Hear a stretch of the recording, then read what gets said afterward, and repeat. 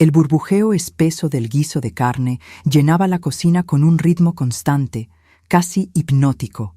Era un sonido familiar, de esos que se instalan en la memoria de las paredes de una casa y la convierten en un refugio.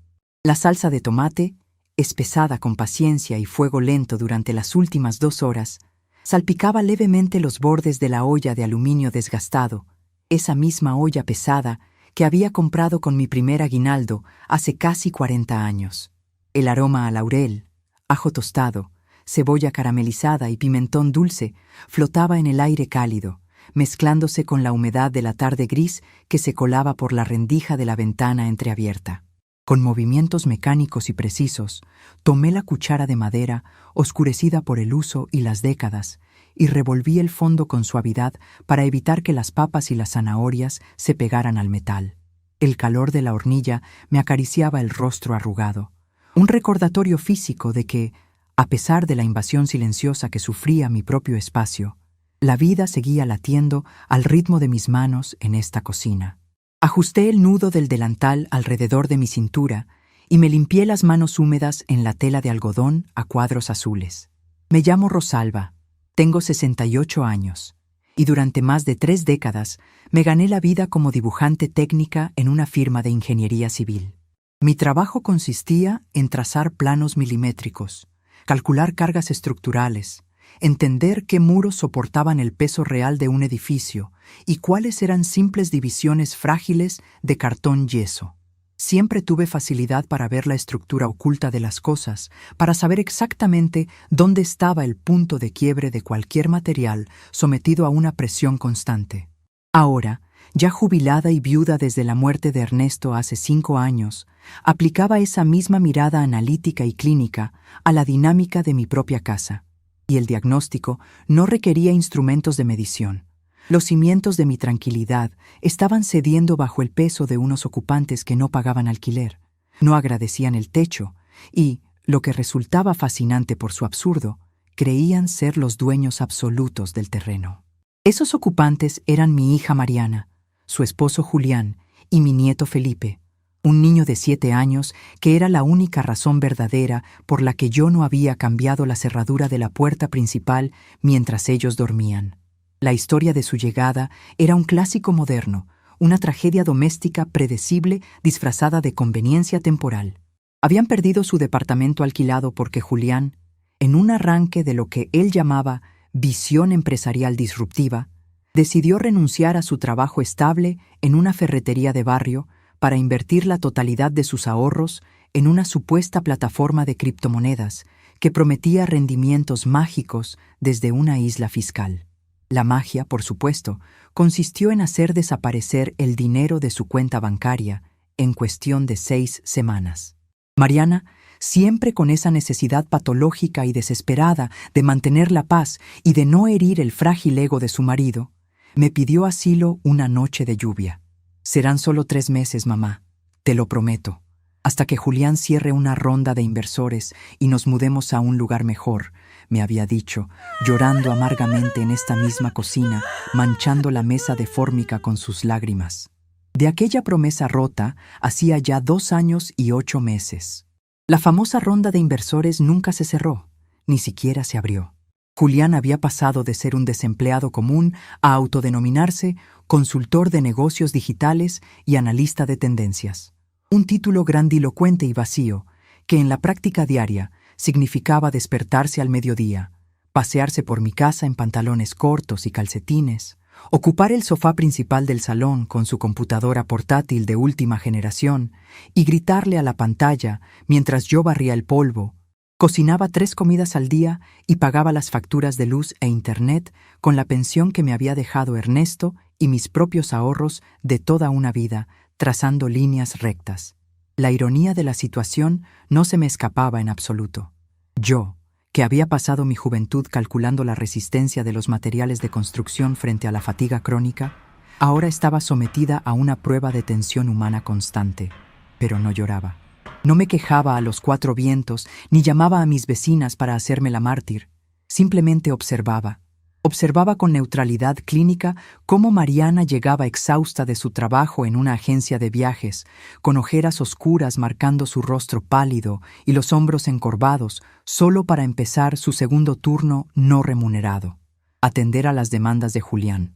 Observaba cómo él le exigía absoluto silencio en la casa porque estaba en una reunión crucial con socios europeos, cuando yo perfectamente podía escuchar los efectos de sonido de un videojuego de disparos saliendo por las rendijas de sus auriculares sobrevalorados. Pero la mayor ironía, la verdadera obra maestra de la manipulación de Julián, había ocurrido un año atrás, bajo el impecable disfraz de la modernidad tecnológica y el cuidado filial compasivo. Suegra, usted está muy mayor para andar yendo al cajero automático del centro y haciendo filas bajo el sol en el banco, me había dicho un domingo por la tarde, con ese tono paternalista y condescendiente que me revolvía el estómago más que un cartón de leche olvidada en la encimera. El mundo de hoy es 100% digital. Déjeme ayudarla a actualizarse.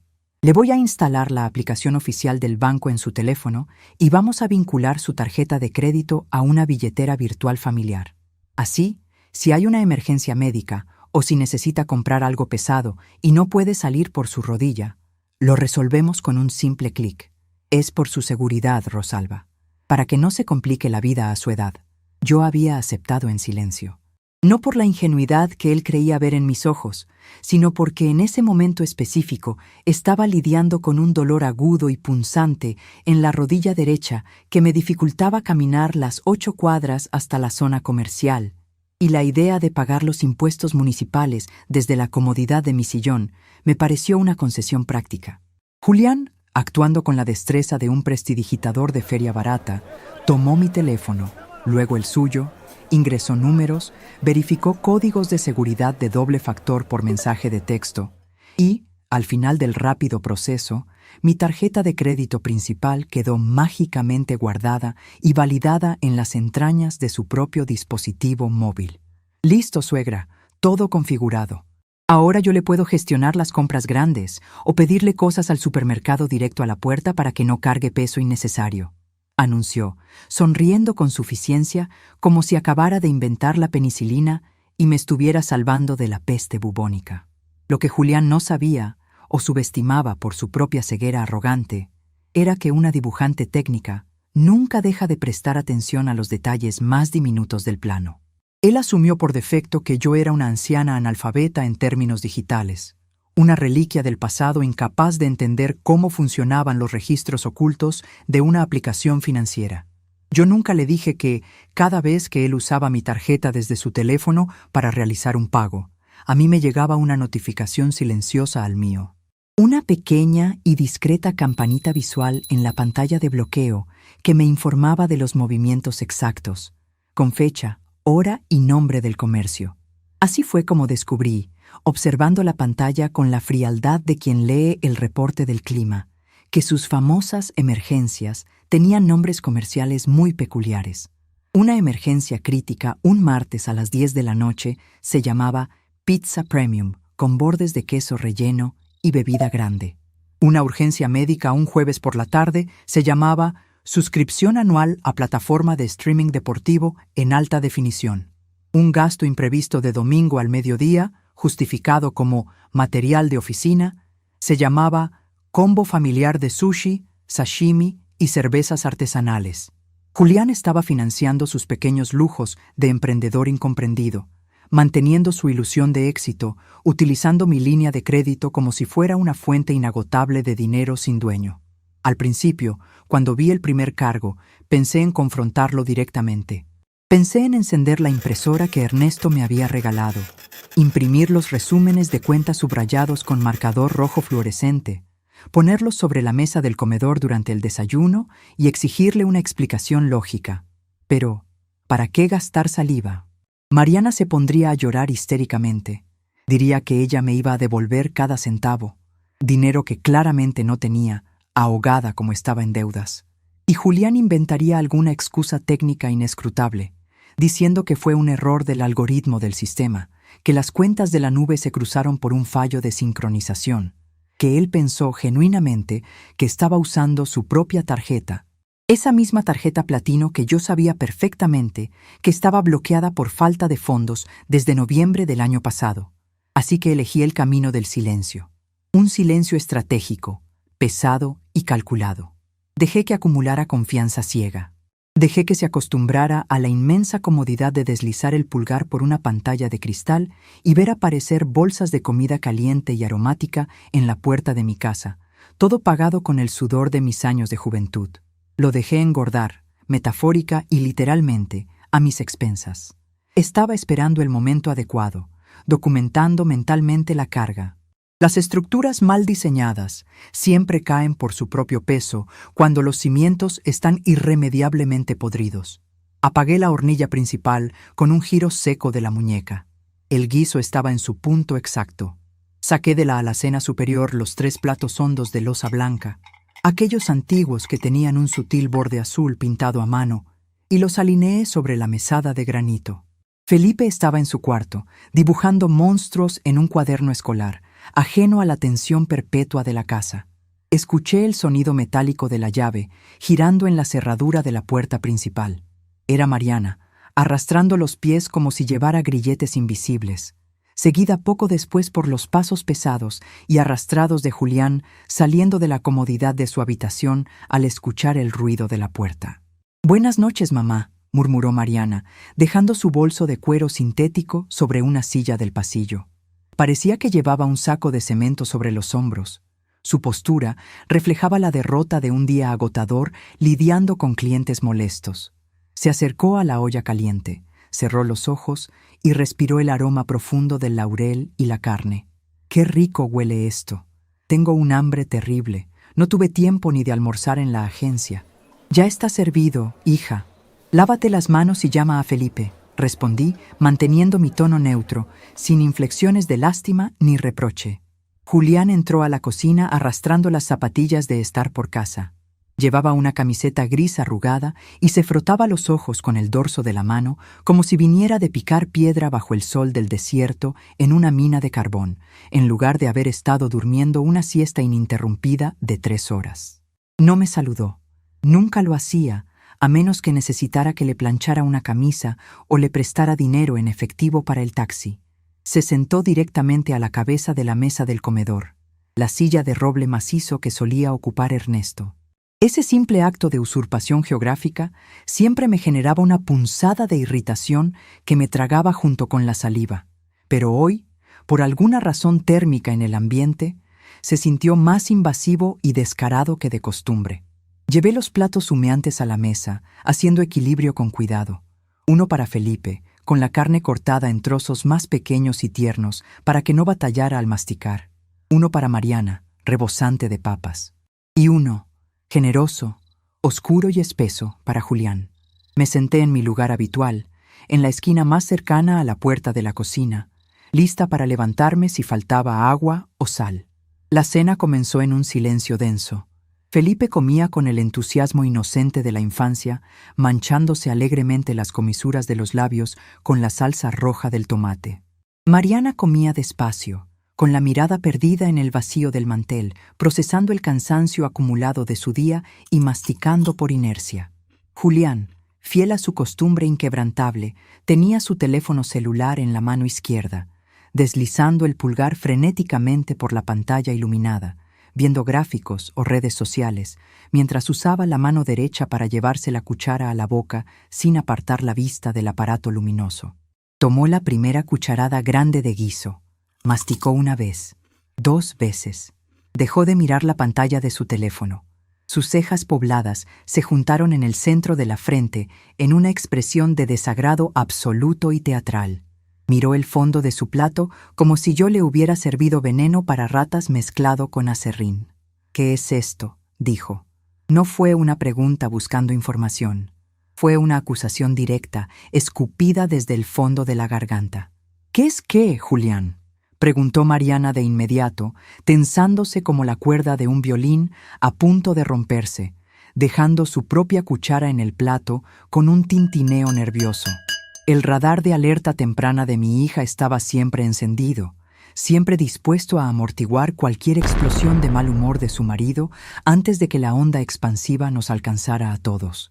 Esto, repitió él, señalando el guiso oscuro con la punta de su cuchara, goteando salsa sobre el mantel limpio. La carne está dura como una suela de zapato. Las papas están deshechas, son un puré aguado, y tiene un gusto raro, un gusto a viejo, a comida guardada de hace una semana.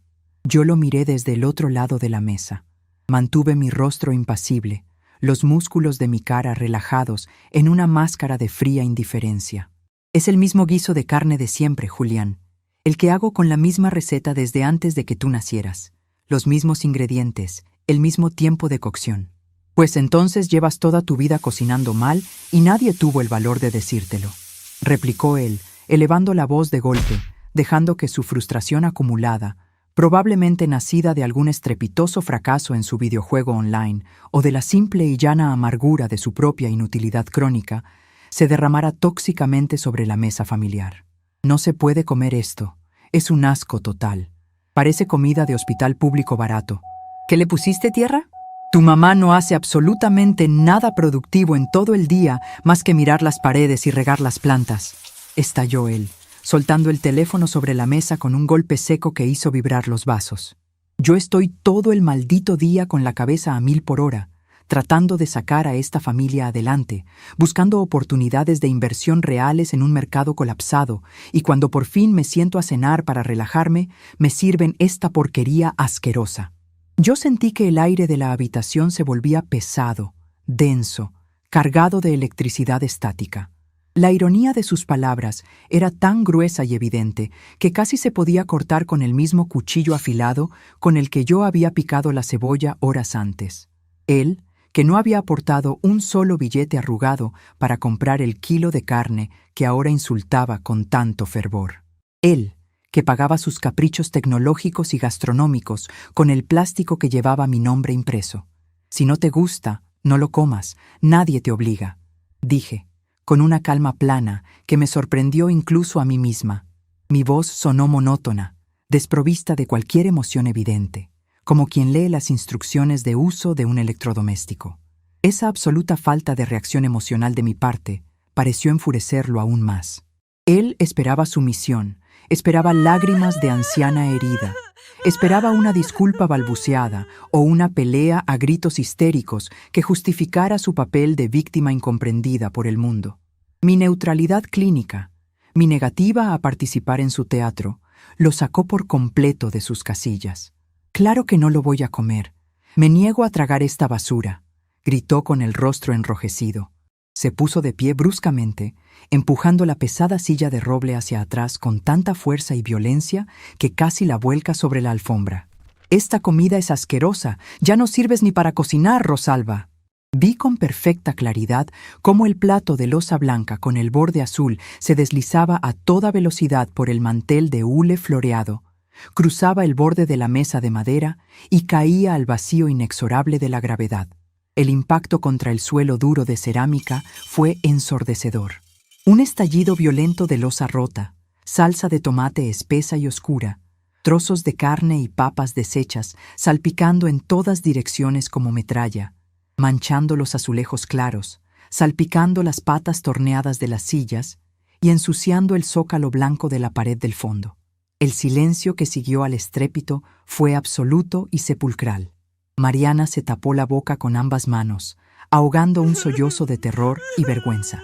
Felipe encogió los hombros hasta casi ocultar el cuello, tratando desesperadamente de hacerse invisible en su silla. Julián se quedó allí de pie, con el pecho agitado por la respiración rápida, mirándome de forma desafiante desde su altura, como un animal salvaje que acaba de marcar su territorio con violencia y espera a ver qué hace el oponente acorralado. Yo no dije nada, no grité, no me llevé las manos a la cabeza, no le exigí que se arrodillara a limpiar su desastre, no le dije que empacara sus cosas y se fuera de mi casa para siempre. Cualquier palabra, cualquier exclamación, habría sido un desperdicio inútil de energía estructural. Un muro de carga no discute con la persona irracional que lo golpea con los puños. Simplemente permanece inmóvil en su lugar, sosteniendo el peso, hasta que la persona se rompe los nudillos por su propia estupidez. Me levanté despacio, sintiendo el leve crujido familiar en mi rodilla derecha. Arrastré mi silla hacia atrás sin hacer ruido. Di media vuelta dándole la espalda a su furia y caminé con paso regular hacia la cocina. El sonido suave de mis pantuflas contra el suelo era lo único que rompía la tensión asfixiante del comedor. Abrí la puerta del armario estrecho donde guardaba los artículos de limpieza.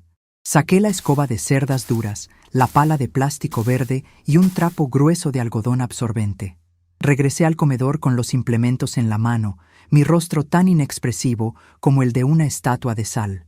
Julián seguía de pie en el mismo sitio, pero su postura desafiante había empezado a desmoronarse ligeramente por los bordes al ver que yo no entraba en su juego de provocaciones. Mariana me miró con ojos rojos y suplicantes, las lágrimas ya resbalando por sus mejillas. «Mamá, deja, por favor. Yo lo limpio, siéntate. Yo lo recojo ahora mismo». Me agaché con lentitud y dificultad, sintiendo el esfuerzo tirante en mis articulaciones, y comencé a barrer los fragmentos afilados más grandes de losa blanca. El sonido de los vidrios rotos arrastrándose dolorosamente sobre la cerámica del suelo era áspero y desagradable, un rasguño en los tímpanos. Recogí los pedazos peligrosos con la pala verde. Luego, me arrodillé directamente en el suelo, mojé el trapo grueso en un pequeño cubo con agua tibia que siempre tenía preparado en la cocina y empecé a fregar la salsa roja y grasosa que manchaba los azulejos. El olor a guiso, que antes me resultaba cálido y reconfortante, ahora, esparcido por el suelo como un accidente, me parecía rancio y vagamente nauseabundo. Fregué con fuerza y método, observando cómo la salsa oscura se diluía lentamente en el agua sucia que soltaba el trapo. Limpié meticulosamente cada salpicadura minúscula de la pared, cada mancha incrustada en la pata de la mesa de roble. Lo hice con la misma paciencia infinita y precisión absoluta con la que antes, en mi juventud, revisaba que las líneas maestras de un plano arquitectónico estuvieran perfectamente alineadas al milímetro. No había ninguna prisa en mis movimientos. Quería que ellos me vieran hacerlo. Quería que el peso visual de lo que él acababa de hacer se instalara permanentemente en el aire pesado de la habitación, sin que yo tuviera que pronunciar una sola sílaba de reproche. Julián, incapaz de soportar el espectáculo silencioso de mi sumisión aparente y el peso de su propia ridiculez expuesta ante su hijo, chasqueó la lengua con profundo desprecio. «Me voy a mi cuarto. Pediré algo decente de comer por ahí con el celular. Algo que sí sea comestible y no parezca vómito de perro», anunció con voz grave, dando media vuelta y caminando con pasos pesados y exagerados por el pasillo. Segundos después, escuché el portazo seco y violento de su habitación haciendo temblar los marcos de las ventanas. Terminé de limpiar en silencio. El suelo quedó impecable, pulido, aunque ligeramente húmedo al tacto. Me levanté apoyándome en la silla. Tomé los restos astillados del plato histórico y la comida desperdiciada que yacía en la pala, y los arrojé al fondo del bote de basura de la cocina con un ruido sordo. Abrí el grifo y lavé mis manos en el fregadero de acero inoxidable, frotando el jabón, observando el agua con restos de grasa correr en espiral por el desagüe metálico. El agua siempre encuentra la salida, pensé con frialdad. Siempre fluye hacia abajo, buscando pacientemente el camino de menor resistencia hasta que rompe el dique. Me sequé las manos arrugadas con una toalla limpia. Me quité el delantal azul tirando del nudo y lo colgué en su gancho metálico habitual detrás de la puerta de madera. Mariana seguía sentada rígidamente en la mesa, con su plato de comida intacto frente a ella, llorando en silencio con la cabeza gacha. Felipe había dejado de dibujar por completo y miraba fijamente su comida fría, sin atreverse a mover un músculo. «Buenas noches», les dije a los dos, con un tono neutro que no esperaba ni pedía respuesta, y caminé por el pasillo en dirección opuesta, hacia mi propia habitación al fondo de la casa. Cerré la puerta de mi cuarto detrás de mí, asegurando el pestillo con un clic metálico reconfortante. La oscuridad familiar de mi cuarto me recibió como un abrazo conocido. No encendí la luz principal del techo. Solo pulsé el interruptor de la pequeña lámpara de la mesita de noche, que proyectaba un círculo de luz amarilla y cálida sobre el cubrecama de algodón tejido a mano. Me senté lentamente en el borde de la cama, apoyando los pies cansados en la alfombra de lana. Sentí el ritmo de mi corazón bajo las costillas. Estaba extrañamente tranquilo, demasiado tranquilo, casi letárgico. No había ira ardiente en mis venas, ni temblor en mis manos, sino una claridad mental helada y cristalina. Julián había cruzado una línea estructural crítica esta noche. No era la primera vez que faltaba al respeto, por supuesto. Había cruzado la línea de la decencia, de la gratitud básica, de la convivencia civilizada cientos de veces. Pero al tirar violentamente el plato de comida que yo había comprado con mi dinero y preparado con mis manos, había demostrado que su arrogancia no conocía límites físicos.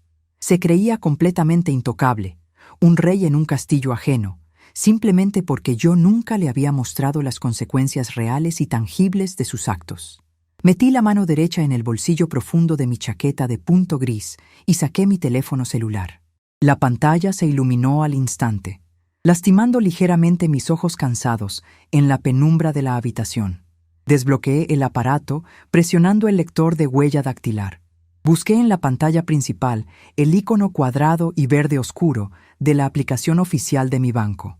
Esa misma aplicación sofisticada que él me había instalado con tanta condescendencia y orgullo hace un año, creyendo firmemente que yo era incapaz de entender sus funciones más allá de mirar el saldo. Ingresé mi contraseña alfanumérica con rapidez, sin dudar en ningún carácter. La pantalla principal cargó tras unos segundos de espera, mostrando en números grandes el saldo de mi cuenta corriente, alimentada religiosamente por la modesta pero segura pensión de Ernesto y los intereses de mis ahorros a plazo fijo. Con el pulgar derecho firme, fui al menú lateral de opciones. Navegué por las pestañas desplegables con la seguridad implacable de quien conoce el terreno palmo a palmo. No necesitaba ayuda técnica de ningún consultor de negocios digitales. Nunca la necesité. Hice clic directo en la sección rotulada Tarjetas y medios de pago. Allí apareció, brillante y renderizada en digital, la imagen de mi tarjeta de crédito principal. La misma tarjeta exacta que estaba registrada y validada en el teléfono celular de Julián a 2 habitaciones de distancia. La misma que pagaba silenciosamente sus viajes en vehículos de aplicación, sus suscripciones mensuales de películas de acción y, sobre todo, sus caros y recurrentes pedidos de comida a domicilio cuando la cena gratuita de su suegra le parecía asquerosa. Seleccioné la tarjeta tocando la pantalla. Se abrió un menú secundario con varias opciones de gestión: bloqueo temporal por extravío, modificación del límite de gastos diarios, cambio de PIN. Y al final de la larga lista, escrita en letras rojas y pequeñas que parecían palpitar suavemente en la pantalla luminosa, la opción definitiva: eliminar tarjeta y desvincular inmediatamente de todos los dispositivos móviles y billeteras virtuales asociadas. Julián había dicho a gritos que pediría algo de comer. Conociendo sus hábitos al milímetro, seguramente ya estaba recostado boca arriba en su cama, con el teléfono sostenido frente a su cara, navegando frenéticamente por las aplicaciones de los restaurantes más caros de la zona, eligiendo alguna hamburguesa gourmet de triple carne o un plato de sushi importado, listo para presionar el botón verde de confirmar pago, con la absoluta seguridad de que el cargo pasaría mágicamente, sin fricción alguna, a mi estado de cuenta a fin de mes. Estaba tan seguro de su impunidad, tan convencido de que yo era solo una anciana sumisa, una sirvienta silenciosa que limpiaba de rodillas el suelo que él decidía ensuciar. No esbocé ninguna sonrisa de triunfo. No sentí alegría. Mantuve mi expresión completamente neutra, observando la pantalla del teléfono con la misma frialdad clínica con la que había recogido los vidrios rotos en el comedor minutos antes. La estructura estaba a punto de quedarse sin su muro de soporte principal, y él ni siquiera había escuchado el crujido de las vigas. Presioné el botón rojo con firmeza. La aplicación del banco interrumpió la acción y me pidió una confirmación de seguridad en una ventana emergente. ¿Está absolutamente segura de que desea eliminar permanentemente esta tarjeta de sus billeteras virtuales? Se rechazarán de inmediato todos los intentos de pago, y se cancelarán todas las suscripciones automáticas asociadas a ella en dispositivos de terceros. Luego, la imagen cambió abruptamente, mostrando un círculo verde brillante con un símbolo de verificación en el centro exacto de la pantalla. Tarjeta desvinculada y eliminada con éxito de todos los dispositivos. Bloqueé la pantalla del teléfono, apagando el brillo, y lo dejé con cuidado sobre la superficie de madera de la mesita de noche, justo al lado de mis gafas de lectura. Apagué la pequeña lámpara con un clic seco, sumiendo la habitación en una oscuridad total y reconfortante. Me recosté lentamente sobre las almohadas mullidas, sintiendo el peso del cansancio acumulado en mis músculos y articulaciones, pero con una mente extrañamente despejada y alerta. Afuera, en el resto de la casa, el silencio reinaba de nuevo. Pero yo sabía, con la certeza matemática de un cálculo estructural perfecto, que era un silencio estrictamente temporal. El cronómetro invisible había empezado a correr hacia atrás. Solo era cuestión de tiempo antes de que la arrogancia digital de mi yerno chocara de frente, a toda velocidad y sin frenos, contra el hambre real de un hombre que había olvidado por completo cómo sostenerse a sí mismo. El silencio en mi habitación duró exactamente 14 minutos. Acostada boca arriba, con las manos entrelazadas sobre el estómago y la mirada fija en las sombras del techo, escuché el primer murmullo confuso filtrándose por la pared de cartón yeso que separaba mi dormitorio del pasillo.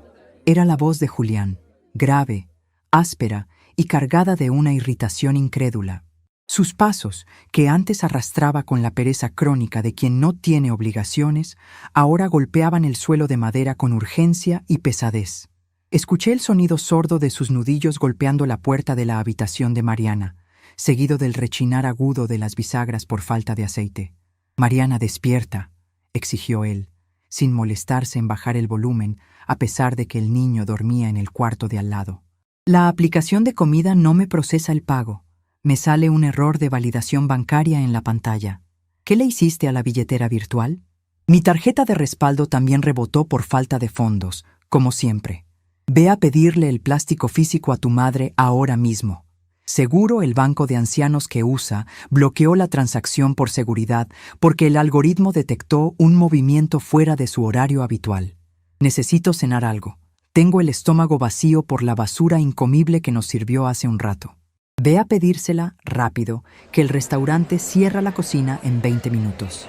Perdón por molestarte a esta hora. Es que Julián tiene un problema técnico con el teléfono y necesita la tarjeta un segundo para destrabar la cuenta. La luz amarillenta del pasillo me golpeó los ojos. Mariana estaba de pie frente a mí, encogida sobre sí misma, frotándose los brazos como si tuviera frío.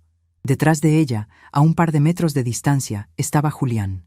Sostenía su teléfono celular frente a su rostro como si fuera un escudo, con el ceño fruncido y la mandíbula tensa, irradiando esa frustración infantil de quien está acostumbrado a que el mundo entero se doblegue ante sus berrinches.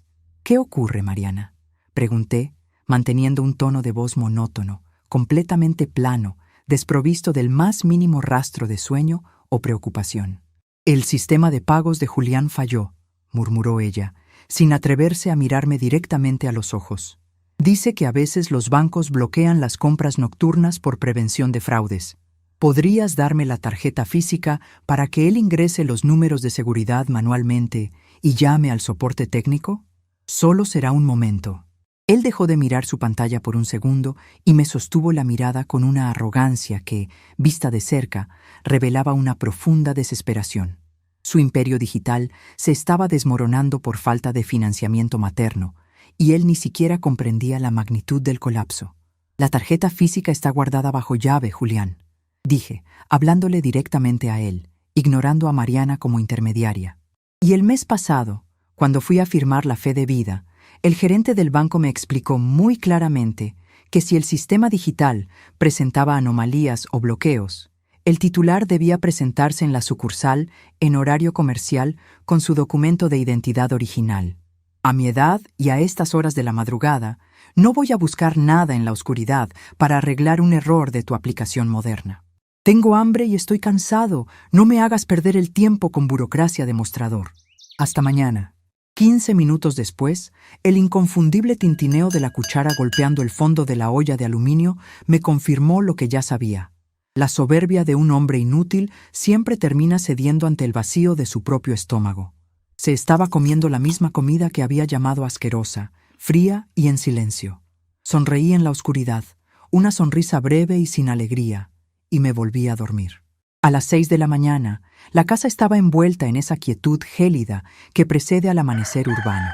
Me levanté, me vestí con unos pantalones de lana gruesa y un suéter de cuello alto, y salí a la cocina. El fregadero estaba sucio. El plato hondo de Julián descansaba en el fondo, manchado con los restos del guiso que había devorado durante la madrugada. Lo ignoré. Preparé mi café en la pequeña cafetera italiana, observando cómo el líquido oscuro y humeante burbujeaba hacia la cámara superior con una constancia tranquilizadora. Llené mi taza de cerámica y caminé hacia la sala de estar.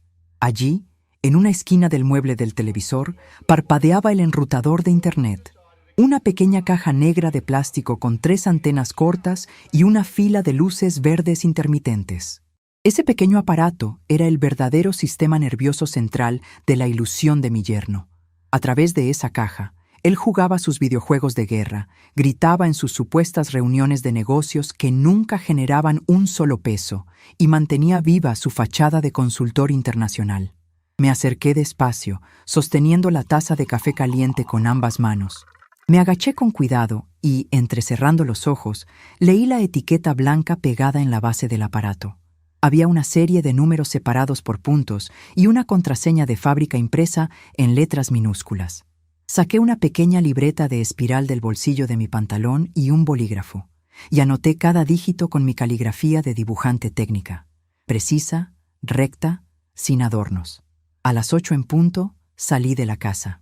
El aire de la mañana era cortante, pero caminar me ayudaba a despejar la mente y a calentar el líquido sinovial de mi rodilla derecha. Caminé 3 cuadras hasta llegar a la avenida principal del barrio, donde las persianas metálicas de los comercios apenas empezaban a levantarse con un estruendo metálico. Mi destino no era la panadería ni la farmacia, sino un local estrecho y mal iluminado que olía a estaño caliente, plástico derretido y bebida energética. El letrero descolorido sobre la puerta decía «Soluciones PC y redes». Empujé la puerta de cristal.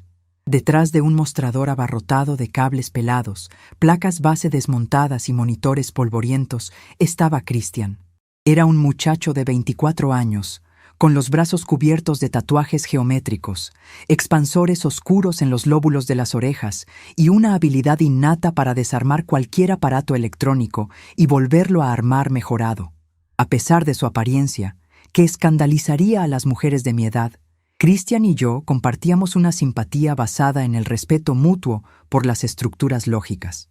Yo arreglaba los planos de las tuberías de su abuela y él me calibraba la impresora vieja cuando se atascaba. «Doña Rosalba, buen día. Qué milagro verla tan temprano», me saludó, bajando el soldador de precisión y empujándose las gafas de montura gruesa sobre el puente de la nariz. «¿Le volvió a dar problemas la impresora de cartuchos?» «La impresora está perfecta, gracias a ti», respondí, acercándome al mostrador y apoyando ambas manos sobre el cristal rayado. «Hoy vengo por un asunto de arquitectura de redes. Necesito aprender a cambiar la cerradura de una puerta invisible». «¿A qué se refiere exactamente?» «Quiero que me expliques, paso a paso, cómo entrar al sistema desde mi propio teléfono celular, cómo cambiar la contraseña de la red para que nadie más pueda conectarse, y cómo hacer para que el nombre de la red desaparezca por completo de las pantallas de los demás». Hace unos meses, mi yerno había entrado a este mismo local exigiendo que Cristian le reparara el disco duro de su computadora de forma gratuita, argumentando que le daría exposición en sus redes sociales de emprendedores. Cristian lo había echado a la calle sin miramientos. «El famoso Julián se va a quedar sin oxígeno digital, por lo que veo», murmuró Cristian, tecleando rápidamente en su computadora de mostrador. No me hizo preguntas morales ni intentó disuadirme. Comprendió al instante la naturaleza de la maniobra. «Es muy fácil, doña Rosalba. Venga, acérquese. Le voy a enseñar cómo derribar esa conexión desde adentro». Cristian me hizo conectar mi teléfono a su red de prueba y me guió por los menús internos del sistema. Me enseñó dónde tocar, qué casillas marcar y, lo más importante, cómo presionar el botón de «Ocultar SSID». Escribió un diagrama de flujo simple y claro en un papel de notas adhesivo y me lo entregó. Con esto, usted entra, cambia la clave y oculta el nombre, me explicó, señalando el papel con la punta de un destornillador. Cualquier dispositivo que estuviera conectado, como computadoras portátiles o consolas de videojuegos, perderá la señal de inmediato y no podrá volver a encontrar la red, ni siquiera escaneando el área. Para ellos, será como si el Internet de la casa hubiera dejado de existir físicamente. Te debo unos bizcochos de anís de los que le gustan a tu abuela, le dije, guardando el papel con reverencia en mi bolsillo. Con ver la cara de su yerno cuando se dé cuenta de que no puede subir sus fotos de consultor, me doy por bien pagado, doña Rosalba, respondió él con una risa nasal. Salí del local de Cristian a las 8:45. El siguiente pilar que debía reforzar estaba a unas pocas calles de distancia. Caminé con paso firme hacia la sucursal de mi banco, sintiendo que cada paso que daba asentaba un poco más los cimientos de mi propia casa. Llegué justo cuando el guardia de seguridad de uniforme gris abría las pesadas puertas de cristal blindado. Entré al vestíbulo climatizado, disfrutando del aire frío y del olor a papel nuevo y desinfectante de pisos. No tomé un número para la fila de las cajas generales. Caminé directamente hacia la zona de escritorios de atención personalizada al fondo del salón. Allí estaba Daniela. Era una mujer de unos 50 años, de cabello castaño recogido en un moño impecable y gafas de media luna colgando de una cadena plateada. Conocía a Daniela desde hacía más de una década. Ella había sido quien me ayudó a organizar los papeles de la pensión de Ernesto cuando él falleció, guiándome con paciencia a través de la burocracia del luto. Al verme acercarme, dejó de teclear en su computadora y me dedicó una sonrisa cálida y genuina. «Rosalba, qué sorpresa agradable. Siéntate, por favor», me indicó, señalando la silla acolchada frente a su escritorio. «¿En qué te puedo ayudar hoy? ¿Necesitas revisar los plazos fijos? ¿Perdiste el plástico? Y quiero que emitas un plástico nuevo, con una numeración completamente diferente, pero con una condición estricta. No lo envíen por correo a mi domicilio bajo ninguna circunstancia. Vendré yo misma a retirarlo a esta sucursal cuando esté listo». Pude ver cómo su expresión pasaba de la curiosidad profesional a una preocupación silenciosa a medida que revisaba el historial de movimientos de los últimos 8 meses. Veía las pizzas de medianoche, las suscripciones deportivas, los cargos de plataformas de videojuegos. Compras que claramente no encajaban con el perfil de una viuda jubilada de 68 años. «Rosalba», murmuró Daniela en un tono bajo y confidencial, inclinándose hacia adelante sobre el escritorio. «Estoy viendo una cantidad inusual de cargos menores y recurrentes en plataformas digitales. ¿Fuiste víctima de algún tipo de fraude informático? Si es así, podemos iniciar un reclamo para intentar recuperar los fondos de los últimos 30 días. Solo tienes que firmar una declaración jurada de desconocimiento de compra. Yo permití que la grieta creciera por no hacer ruido, por no alterar la paz de mi hija, pero anoche rompió un plato de comida en mi propia mesa porque el guiso no estaba a su altura. Así que hoy estoy cortando los suministros. Cancelemos todo sin reclamos. El dinero perdido es el costo de mi propio aprendizaje. El plástico actual queda inutilizado en este segundo. Nadie podrá usarlo, ni física ni digitalmente. La nueva tarjeta estará lista en 5 días hábiles. Te llamaré a tu teléfono personal cuando la tenga en mi cajón, y solo te la entregaré a ti en mano. La línea de crédito estaba muerta y enterrada.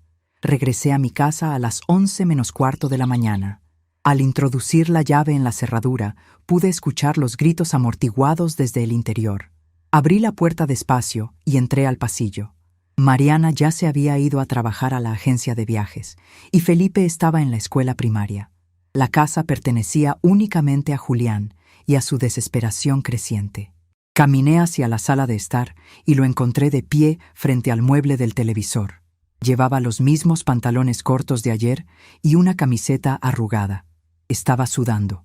Sostenía el pequeño enrutador negro en una mano y tiraba de los cables con la otra, sacudiendo el aparato con una violencia torpe, como si agitarlo físicamente pudiera obligarlo a escupir megabytes de información. Su computadora portátil estaba abierta sobre la mesa de centro, mostrando un dinosaurio pixelado en la pantalla, que indicaba la ausencia total de conexión. Maldita sea la compañía de Internet. Son unos ladrones incompetentes. Gritaba a la habitación vacía, golpeando la caja de plástico contra la madera del mueble. Al escuchar mis pasos, se giró bruscamente hacia mí. Tenía los ojos desorbitados y el cabello revuelto. ¿Dónde estabas, Rosalba? Llevo 2 horas buscándote por toda la casa. El Internet se cayó por completo y la luz del aparato está en rojo fijo. Mi reunión por videollamada con los inversores de Madrid es en 20 minutos. Si no me conecto, voy a perder un contrato de miles de dólares. Llama a la compañía de telecomunicaciones ahora mismo y exígeles que manden un técnico de urgencia. Diles que es una línea corporativa, que nos están arruinando. Mientras caminaba de regreso a casa, había seguido las instrucciones al pie de la letra desde mi propio celular. Había ingresado al sistema, cambiado la contraseña por una secuencia alfanumérica ridículamente compleja y presionado el botón de ocultar la red. La luz del enrutador estaba en rojo porque él lo había reiniciado a la fuerza, pero la señal estaba ahí, invisible, fluyendo por el aire, respondiendo únicamente a mi dispositivo. No voy a llamar a nadie, Julián, dije, sacando mi teléfono del bolsillo y desbloqueando la pantalla con lentitud calculada. El servicio de Internet funciona perfectamente. Acabo de recibir un mensaje de texto. Debe ser un problema de configuración de tu computadora de última generación. Quizás el procesador no soporta tanta carga de trabajo internacional. Dame tu celular. Voy a compartir los datos móviles a mi computadora. La confusión cruzó el rostro de Julián, frenando su agresividad por un instante. Parpadeó varias veces, incrédulo ante mi negativa directa. ¿Qué quieres decir con que no? Te estoy diciendo que es una emergencia laboral. Julián dejó caer la mano, su rostro enrojeciendo rápidamente, pasando de la confusión a la ira pura. Bien, perfecto. Quédate con tu estúpido teléfono barato, escupió, retrocediendo y pasándose ambas manos por el cabello con desesperación. Me voy a un café con Internet a 2 cuadras de aquí, pero necesito dinero. Dame la tarjeta de crédito física, la que tienes guardada. Voy a desayunar algo allá y a pagar un pase de Internet de alta velocidad. Dámela, ahora. ¿También vas a decirme que la perdiste? De la red y de mi dinero.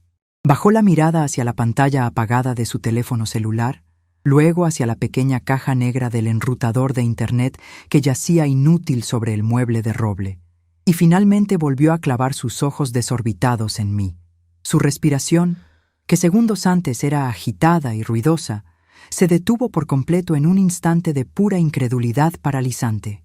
El cerebro de mi yerno, acostumbrado a navegar por la vida sobre una alfombra mágica de privilegios financiados por el esfuerzo ajeno, estaba chocando de frente contra un muro de concreto armado que él mismo había ayudado a construir con su desprecio.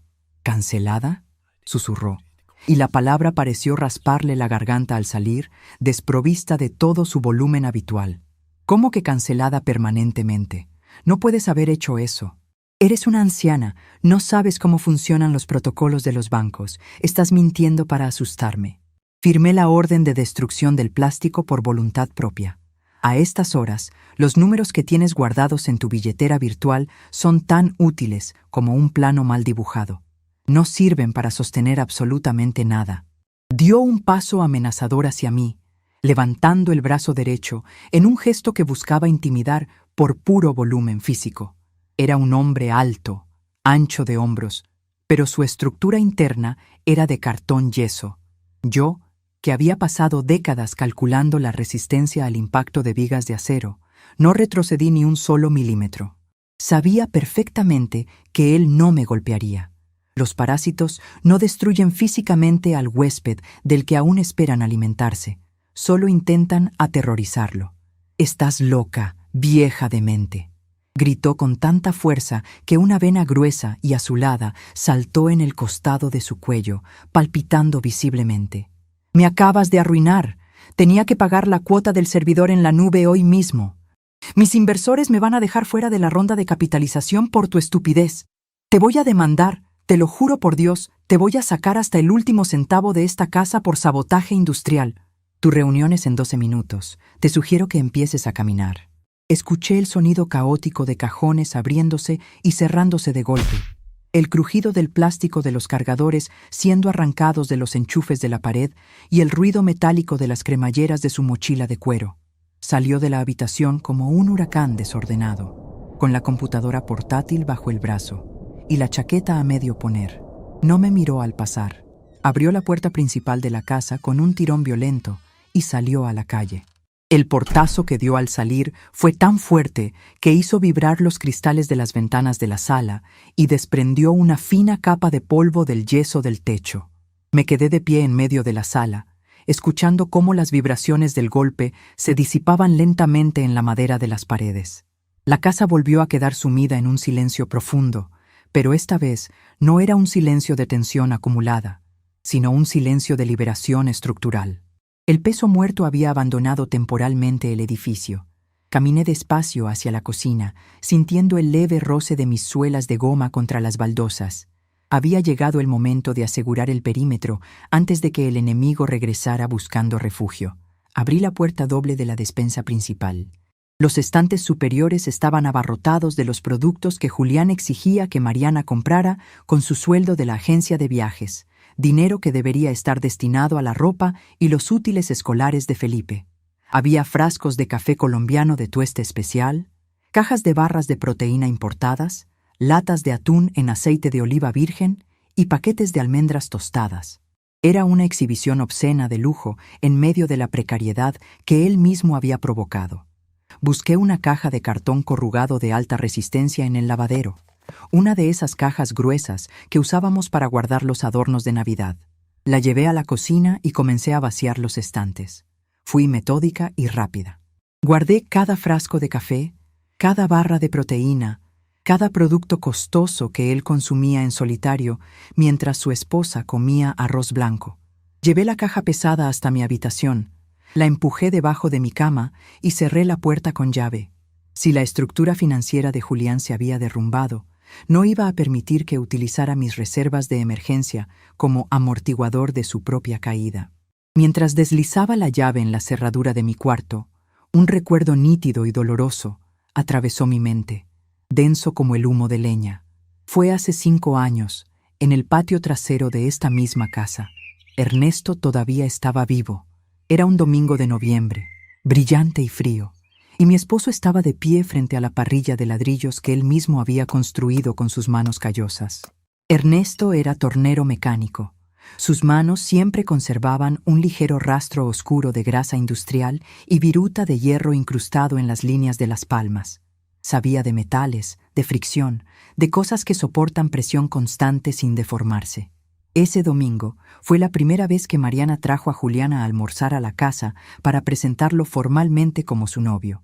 Julián había llegado 1 hora y media tarde, vestido con unos pantalones de lino blanco inmaculado y una camisa de seda que parecía desentonar absurdamente con el humo del carbón y el césped irregular de nuestro patio.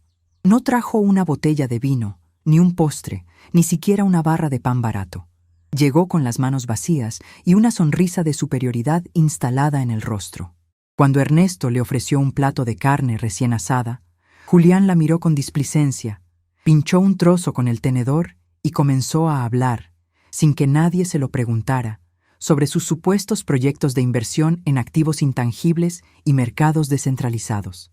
Ernesto lo escuchó en silencio durante 10 minutos completos. Mi esposo no era un hombre de muchas palabras, pero tenía un detector de mentiras infalible, calibrado por décadas de observar cómo los materiales reaccionan bajo estrés. Cuando Julián hizo una pausa para tomar aire y quejarse de que el corte de carne estaba un poco seco para su gusto, Ernesto apoyó las pinzas de metal sobre la mesa de madera con un golpe seco. «Dime una cosa, muchacho», le dijo Ernesto, clavando sus ojos oscuros y profundos en el rostro pálido de Julián. «Si mañana se corta la electricidad en toda la ciudad durante un mes, ¿de qué vas a comer? Porque el humo que vendes en esas pantallas no se puede masticar, y no veo callos en tus manos que indiquen que sepas sembrar una papa o levantar una pared». Había soltado una risa nerviosa y condescendiente, llamando a Ernesto un analfabeto digital atrapado en el siglo XX, y se había negado a comer el resto del almuerzo. Esa noche, mientras nos preparábamos para dormir, Ernesto se sentó en el borde de esta misma cama. Se frotó el puente de la nariz con cansancio y me miró con una tristeza premonitoria que aún hoy me encoge el pecho. Ese muchacho no tiene cimientos, Rosalba, me dijo en un susurro áspero. Es pura fachada de yeso barato y pintura brillante. Si sopla el viento fuerte, se va a derrumbar, y tengo el terror de que se lleve a nuestra Mariana con él en la caída. El sonido estridente y plástico del teléfono fijo de la sala me devolvió de golpe al presente. Parpadeé, despejando el humo imaginario de la parrilla de mi mente, y caminé hacia el mueble del pasillo.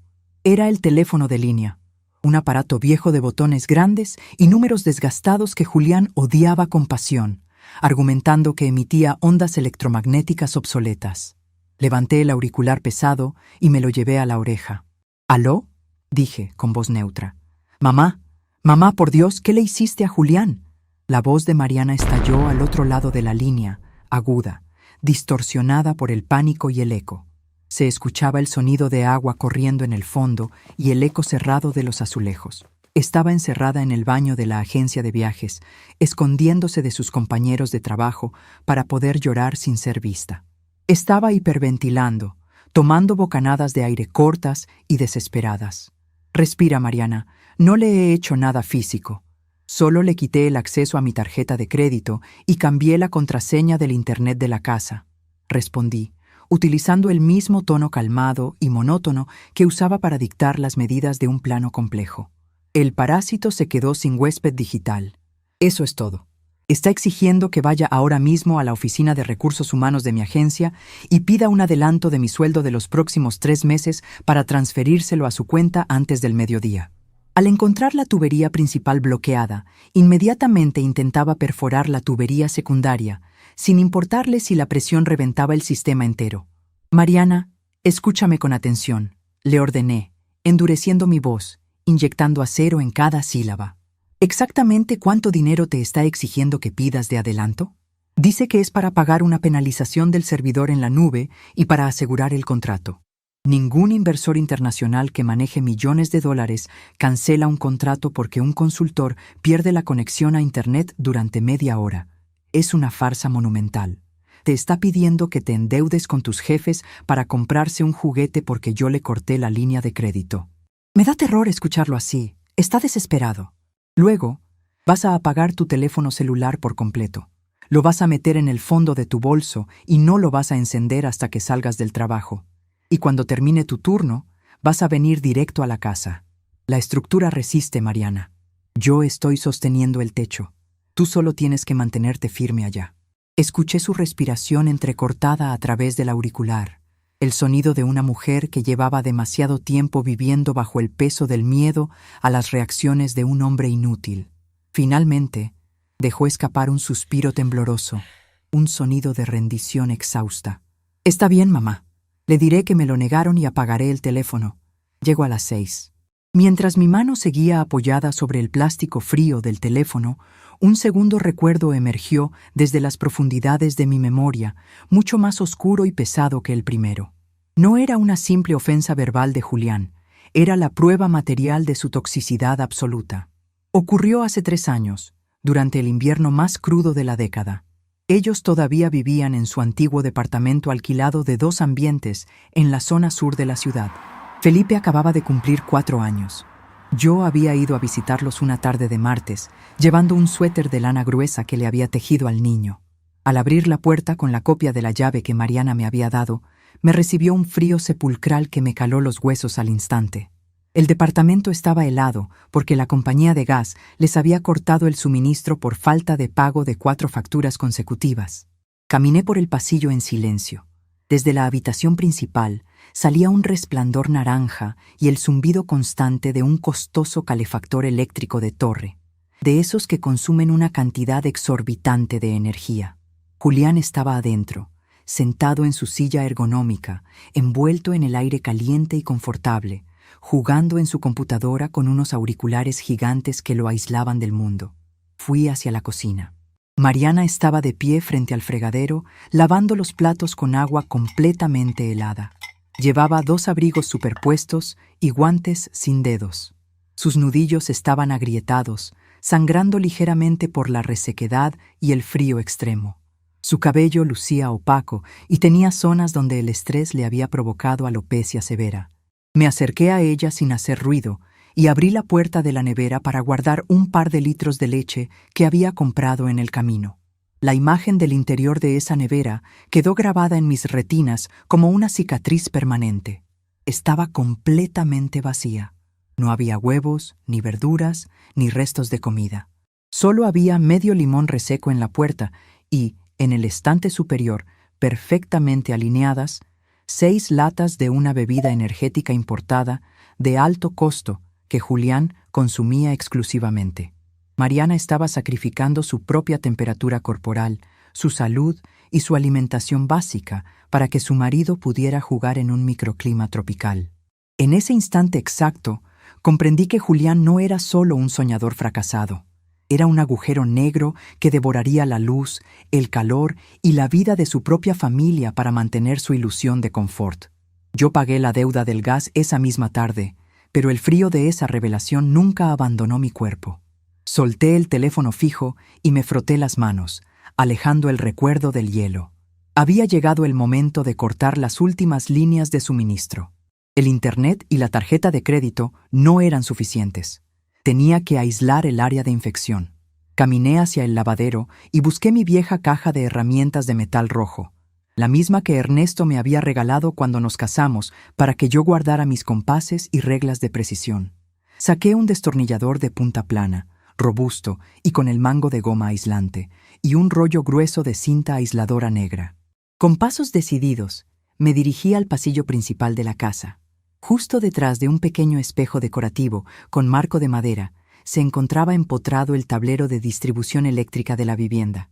Descolgué el espejo y abrí la portezuela de chapa metálica pintada de gris. Frente a mí, se alineaban en perfecta formación los interruptores termomagnéticos, cada uno etiquetado con la caligrafía pequeña y prolija de Ernesto. Luces sala, tomacorrientes cocina, bomba de agua, dormitorio principal.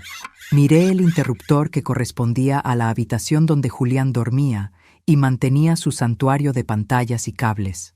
Si simplemente bajaba la palanca del interruptor, él podría volver a subirla fácilmente cuando regresara, y el conflicto se reduciría a una pelea infantil de encender y apagar luces. Yo necesitaba una desconexión estructural, una falla del sistema que escapara por completo a su comprensión limitada de cómo funcionaban las cosas reales.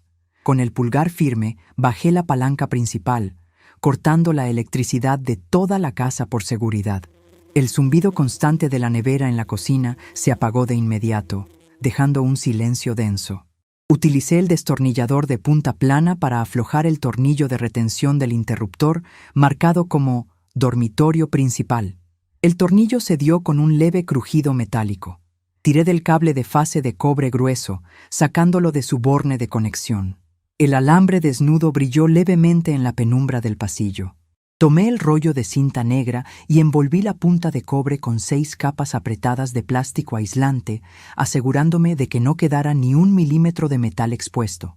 Luego, empujé el cable ciego hacia el fondo de la caja metálica, escondiéndolo detrás del riel de montaje, fuera de la vista de cualquiera que no supiera exactamente qué buscar. Volví a apretar el tornillo vacío del interruptor para que pareciera intacto y subí de nuevo la palanca principal de la casa. La nevera volvió a zumbar en la distancia.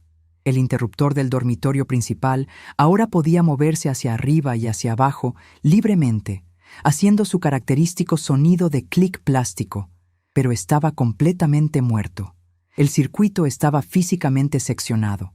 La energía nunca llegaría a sus enchufes. Cerré la portezuela metálica. Volví a colgar el espejo en su clavo y guardé mis herramientas. El sitio de demolición estaba preparado. Solo faltaba que el ocupante regresara para encontrarse con las ruinas. El reloj de pared del comedor marcaba las 5:15 de la tarde cuando escuché el sonido inconfundible de pasos arrastrándose pesadamente por la acera exterior. El giro de la llave en la cerradura principal fue torpe, seguido de un empujón brusco que hizo rechinar las bisagras. Julián entró a la casa. Su aspecto era lamentable, la viva imagen del colapso de una fachada barata. Su camisa de seda estaba arrugada y oscurecida por grandes manchas de sudor bajo los brazos y en el centro de la espalda. Su cabello, usualmente peinado con esmero, estaba pegado a su frente húmeda. Arrastraba los pies con una pesadez letárgica, sosteniendo su computadora portátil contra su pecho como si fuera un escudo abollado. Evidentemente, la conexión pública del café no había sido suficiente para sostener su mentira internacional, o tal vez ni siquiera había podido pagar el consumo mínimo para sentarse en una mesa. Me vio sentada en la cabecera de la mesa del comedor, con una taza de té de manzanilla humeando frente a mí y una libreta de notas abierta. No me dirigió la palabra. Sus ojos estaban inyectados en sangre, llenos de un resentimiento oscuro y agotado. Pasó por mi lado como una sombra furiosa, ignorándome por completo, y se dirigió a grandes zancadas hacia su habitación en el fondo del pasillo. Necesitaba desesperadamente enchufar su computadora. El cargador colgaba inútilmente de su mochila. Escuché el sonido seco de la puerta de su cuarto al cerrarse de golpe. Segundos después, escuché el primer clic, el interruptor de la luz de la pared. Nada. Luego escuché el roce de los muebles siendo apartados bruscamente. Estaba buscando el tomacorriente múltiple detrás de la mesa de noche. Escuché el sonido plástico del enchufe del cargador golpeando contra la pared al intentar conectarlo. El silencio duró 10 segundos. Un silencio cargado de confusión técnica. De repente, la puerta de su habitación se abrió de un tirón violento. Julián salió al pasillo, envuelto en las sombras del atardecer que comenzaba a oscurecer la casa. Su respiración era áspera y ruidosa, resonando contra las paredes de yeso. «Se cortó la maldita luz», gritó, mirando hacia el techo del pasillo, buscando una explicación divina a su miseria acumulada. «No me lo puedo creer. Esto es el colmo de la desgracia. Se cortó la luz en todo el barrio justo cuando necesito cargar la batería para reprogramar la junta». Caminé un par de pasos hacia el pasillo y, sin apartar la mirada de su rostro desencajado, estiré el brazo y presioné el interruptor de la pared. La lámpara de techo del pasillo se encendió al instante, bañándonos a ambos en una luz blanca, brillante e implacable. «La luz funciona perfectamente, Julián», le informé, con la precisión fría de un escalpelo cortando tejido muerto. «La energía fluye por toda la casa.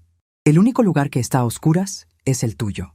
Miró el foco incandescente sobre nuestras cabezas, como si fuera un artefacto alienígena que acababa de aterrizar en mi techo, y luego giró el cuello lentamente para mirar hacia el interior de su habitación, donde la oscuridad era tan densa que parecía sólida.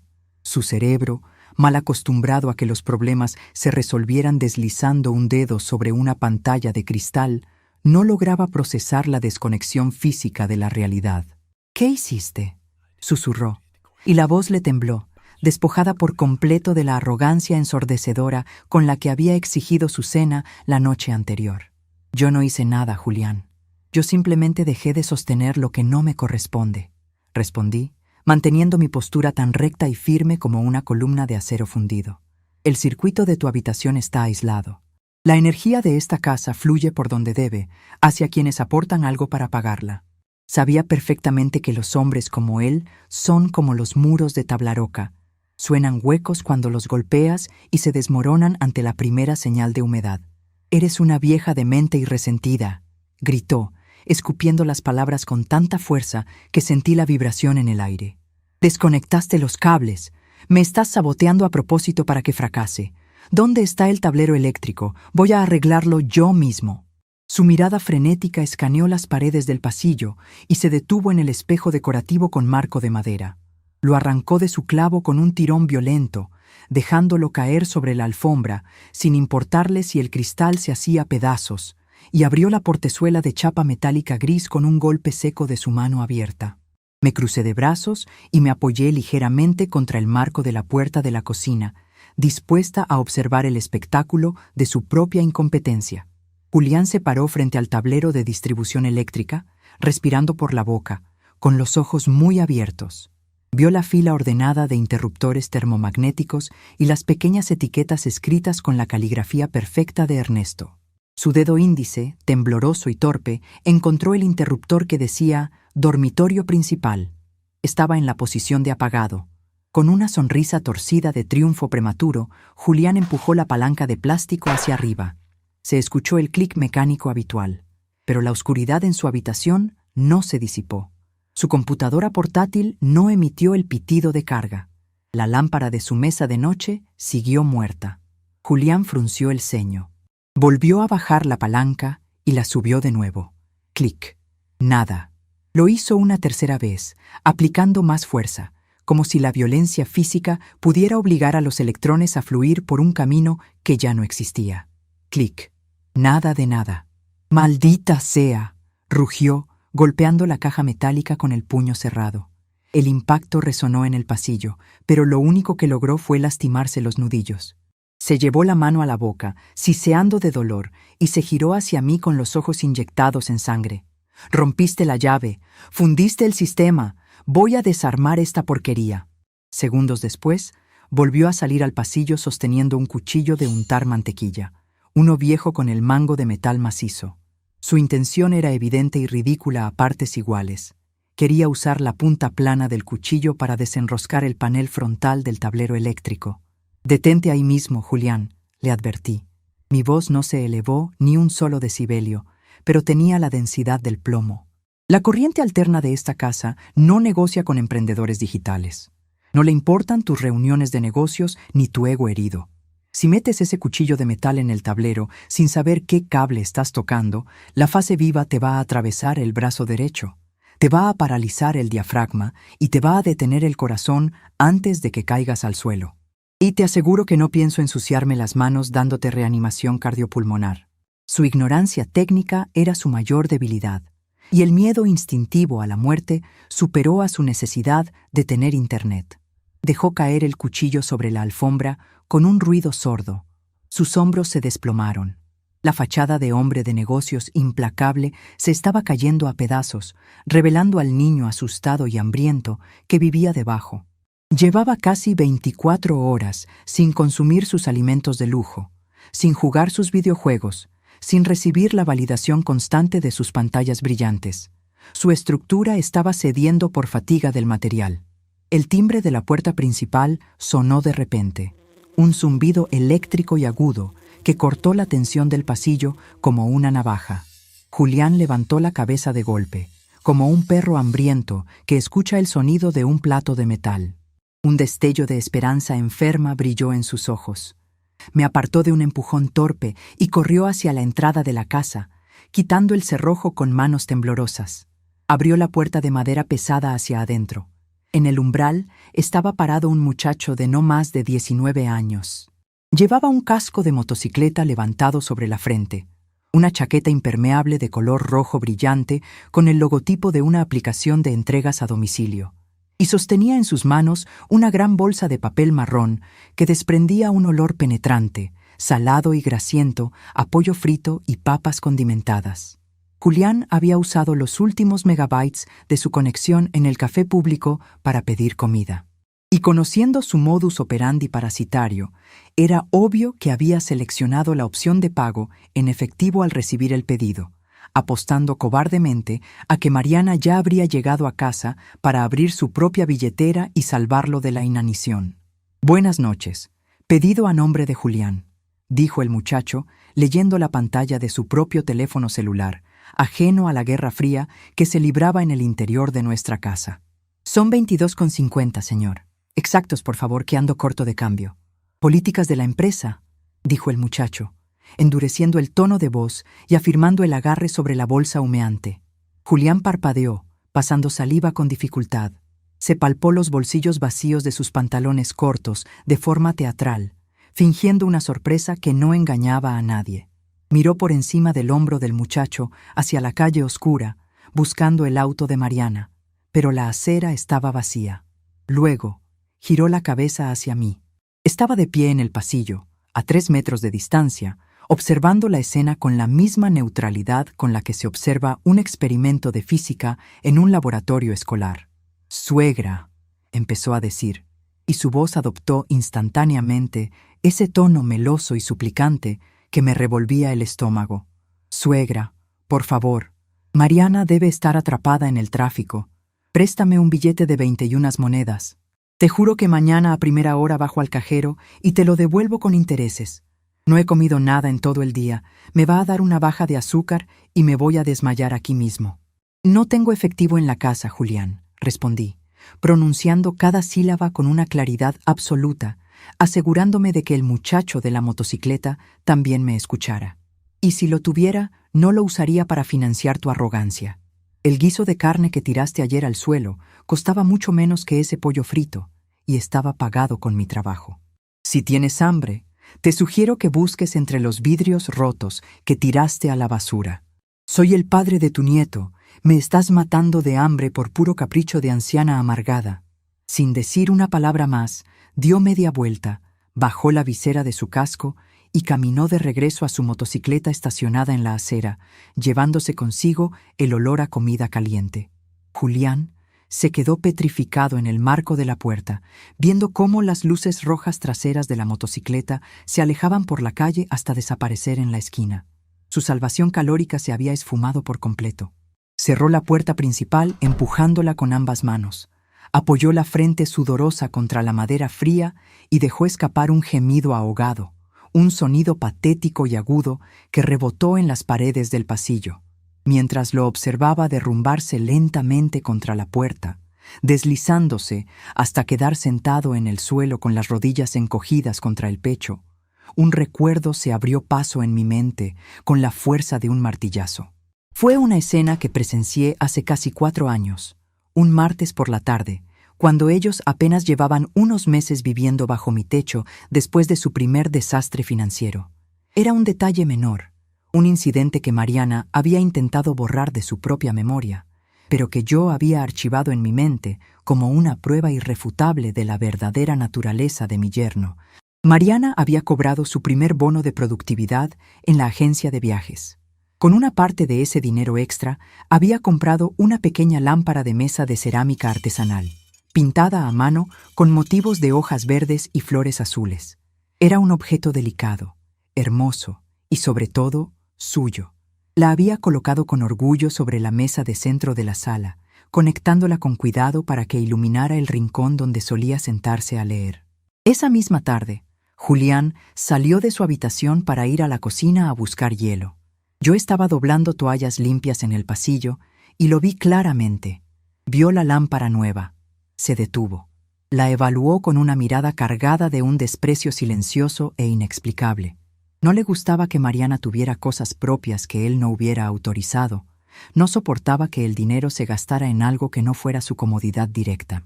Julián reanudó su marcha, pero al pasar por el lado de la mesa de centro, no se limitó a rozarla por accidente. Levantó la punta de su pie derecho, enganchó deliberadamente el cable negro de la lámpara con la suela de su zapato y dio un tirón seco hacia adelante. El impacto de la cerámica contra el suelo de baldosas fue ensordecedor. Mariana salió corriendo de la cocina, con las manos manchadas de jabón, y vio su primer logro personal convertido en un montón de fragmentos inútiles esparcidos por la alfombra. Y entonces ocurrió la verdadera destrucción. Julián no se disculpó. Julián no la ayudó a recoger los pedazos. En lugar de eso, fingió un tropiezo dramático, se agarró la rodilla y comenzó a gritarle a Mariana. «¡Mira dónde dejas tus porquerías decorativas! Casi me rompo los ligamentos por tu estupidez. No tienes ningún sentido del espacio. Esta casa es una trampa mortal por tu culpa». Se arrodilló en el suelo, llorando en silencio, y le pidió perdón a Julián por haber puesto la lámpara ahí, mientras recogía los restos de su propio esfuerzo con las manos desnudas. En ese preciso momento, comprendí la mecánica exacta de la manipulación de mi yerno. Él no solo destruía las cosas materiales, él alteraba la percepción de la realidad para que la víctima se sintiera responsable del golpe que acababa de recibir. Él golpeaba el muro y exigía que el muro le pidiera disculpas por ser tan duro. Parpadeé, alejando el recuerdo de la lámpara de cerámica, y enfoqué mi vista en el hombre adulto que ahora lloriqueaba en el suelo de mi pasillo, vencido por la falta de un plato de pollo frito. Yo no era Mariana. Yo no era una lámpara de cerámica frágil que se rompía con un tirón de cable. Yo era la viga maestra de la estructura, forjada en hormigón armado, y no iba a pedir disculpas por no dejarme quebrar. El reloj de péndulo de la sala marcó las 6 en punto de la tarde, con una campanada grave y resonante. Casi al instante, escuché el sonido metálico de una llave girando en la cerradura principal. Julián levantó la cabeza de golpe, apartándose gateando hacia un lado justo a tiempo para evitar que la puerta lo golpeara en la cara al abrirse. Era Mariana. Entró arrastrando los pies, con el rostro pálido y brillante por la llovizna que había empezado a caer afuera. Sostenía su bolso de cuero negro fuertemente apretado contra su estómago, como si fuera un escudo protector. Sus ojos estaban enrojecidos, hinchados por las lágrimas reprimidas durante todo el viaje en autobús desde la agencia de viajes. Felipe no estaba con ella. Seguramente lo había dejado en la casa de una compañera del colegio para evitar que presenciara el colapso que se avecinaba. Al verla entrar, Julián pareció recuperar una fracción de su energía tóxica. Se puso de pie de un salto, ignorando el dolor de sus rodillas entumecidas, y se abalanzó sobre ella. No la abrazó. No le preguntó cómo le había ido en el trabajo. Simplemente extendió la mano derecha con violencia, casi tocándole el rostro. «Por fin llegas. Dame tu teléfono celular ahora mismo», exigió, con la voz rasposa por la deshidratación y la furia. Tu madre perdió la cabeza por completo. Me cortó la luz del cuarto, canceló su tarjeta de crédito y bloqueó el internet. Llevo todo el día incomunicado, perdí la junta con los inversores de Madrid. Dame tu maldito teléfono para compartir datos. Necesito pedir un taxi y largarme de este manicomio. Miró a Julián, con su camisa de seda arrugada y manchada de sudor, con su desesperación palpable, y luego levantó la vista y me miró a mí. Yo estaba de pie al final del pasillo, inmóvil, con las manos entrelazadas delante de mí. No le hice ningún gesto de aliento, no le sonreí, no le dije nada. Solo mantuve el contacto visual, transmitiéndole toda la solidez estructural que ella necesitaba para sostenerse por sí misma en ese momento crítico. El muro de carga estaba ahí, firme, pero ella tenía que decidir si quería seguir apoyándose en la podredumbre o si estaba lista para limpiar los escombros. Mariana tragó saliva audiblemente. Su pecho subía y bajaba con rapidez. Cerró los ojos por una fracción de segundo y al abrirlos, la sombra del miedo había sido reemplazada por una chispa delgada pero brillante de agotamiento absoluto. El límite de rotura había sido alcanzado. «No, Julián», dijo Mariana. Su voz salió baja, pero no tembló. Julián detuvo su mano en el aire. Parpadeó, genuinamente confundido, como si su esposa acabara de hablarle en un idioma muerto que él no comprendía. «¿Qué dijiste?» «No estoy jugando, Mariana. Dame el teléfono o te lo arranco de las manos. No te voy a compartir mis datos y no te voy a dar un solo centavo más. ¿Dónde está el dinero?» Y me dijeron que si sigo pidiendo dinero prestado, van a tener que despedirme por inestabilidad financiera. Me vas a dejar en la calle por mantener tus mentiras. Si me apoyaras, seríamos millonarios, pero prefieres hacerle caso a esta anciana amargada que nos odia. Señaló hacia mí con un dedo tembloroso, tratando de desviar la culpa, de volver a jugar su carta favorita de víctima incomprendida. «Mi madre nos dio un techo cuando tú perdiste nuestros ahorros en una estafa», replicó Mariana, y ahora había verdadera ira en su voz, una ira fría y acumulada durante 1000 noches de lavar platos con agua helada. «Ella paga la luz que tú gastas jugando. Ella compró la carne que tú tiraste ayer al suelo porque no te gustó cómo estaba cocinada. Tú no eres un inversor, Julián. Eres un parásito, y ya no me queda sangre para darte». La ilusión de Julián, sostenida únicamente por la sumisión de las mujeres que lo rodeaban, se había desintegrado por completo en el aire húmedo del pasillo. Ya no había excusas técnicas, ni algoritmos fallidos, ni retrasos bancarios a los que culpar. Solo quedaba la cruda realidad de su propia inutilidad. Al verse acorralado, al comprender que las llaves de los recursos informales que él creía dominar ya no estaban a su alcance, Julián recurrió a la última táctica de los cobardes arrinconados, la amenaza del abandono. «Bien, perfecto», gritó, agitando los brazos en el aire con un dramatismo exagerado. «Quédense en esta posilga hundiéndose juntas. Yo no nací para vivir rodeado de mediocridad y fracasadas. Me largo de aquí. Me voy a buscar un lugar donde valoren mi potencial y te juro por mi vida, Mariana, que cuando mi empresa cotice en la bolsa, te vas a arrastrar de rodillas pidiéndome perdón y te voy a escupir en la cara. Voy a empacar mis cosas y me voy ahora mismo», gritó desde el fondo del pasillo, su voz resonando en la oscuridad de su cuarto sin electricidad. Escuchamos el ruido ensordecedor de los cajones de plástico siendo tirados al suelo, el rasguido de las perchas metálicas deslizándose por la barra del armario y el golpe seco de su maleta de viaje cayendo sobre la cama. Se escuchó el sonido de objetos pesados siendo arrojados sin cuidado dentro de la lona. «No te atrevas a seguirme, Mariana. Se terminó. Te vas a arrepentir de esto toda tu maldita vida», seguía gritando desde las sombras, tropezando con los muebles invisibles en su frenesí, esperando en cada segundo escuchar los pasos de su esposa corriendo hacia él para detenerlo, para rogarle que no la abandonara, para prometerle que conseguiría el dinero de alguna forma milagrosa. Pero Mariana no se movió. Se quedó de pie en el centro del pasillo, respirando hondo, con los ojos fijos en la puerta oscura del dormitorio. Dejó caer su bolso al suelo, soltando el peso físico y emocional que llevaba cargando durante años. Sus hombros se relajaron, perdiendo la curvatura de la tensión perpetua. Yo me acerqué a ella a paso lento y constante. Me paré a su lado, rozando su brazo con el mío, un simple contacto físico que confirmaba nuestra alianza silenciosa. Julián salió de la habitación 5 minutos después. La imagen era patética y desoladora. Llevaba su maleta de lona negra colgada de un hombro, arrastrando una de las correas por el suelo. Bajo el otro brazo sostenía su preciada computadora portátil y un enredo caótico de cables y cargadores blancos que parecían tripas plásticas derramándose de sus manos. Su rostro estaba desencajado, pálido y manchado de sudor y mugre. Respiraba por la boca, jadeando por el esfuerzo físico de empacar en la oscuridad. Se detuvo a 2 metros de nosotras. Miró a Mariana, esperando encontrar lágrimas en sus ojos, esperando el clásico ruego de sumisión que siempre alimentaba su ego. Pero Mariana lo miró con una expresión vacía, la misma expresión neutra y clínica que yo solía usar frente a un plano mal trazado.